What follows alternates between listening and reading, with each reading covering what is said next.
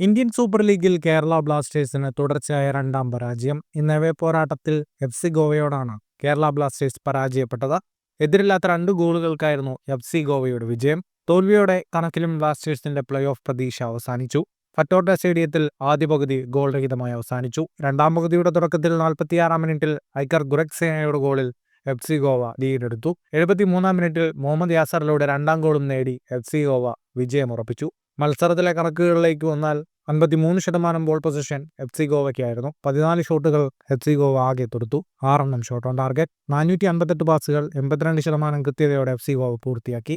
8 ഷോട്ടുകൾ തൊടുത്ത കേരള ബ്ലാസ്റ്റേഴ്സിന്റെ ഒറ്റ ഷോട്ട് മാത്രമാണ് ഓൺ ടാർഗറ്റിലുണ്ടായിരുന്നത്. 415 പാസുകൾ 78% കൃത്യതയോടെ കേരള ബ്ലാസ്റ്റേഴ്സ് പൂർത്തിയാക്കി. ഈ വിജയത്തോടെ FC ഗോവ ലീഗിൽ 21 മത്സരങ്ങളിൽ നിന്ന് 42 പോയിന്റുമായി 2ാം സ്ഥാനത്ത് തുടരുകയാണ്. കേരള ബ്ലാസ്റ്റേഴ്സ് 24 പോയിന്റുമായി 10ാം സ്ഥാനത്താണ്. ഫുട്ബോൾ ലോകത്തെ കൂടുതൽ വാർത്തകൾക്കും വിശേഷങ്ങൾക്കുമായി ഈ ചാനൽ സബ്സ്ക്രൈബ് ചെയ്യുക.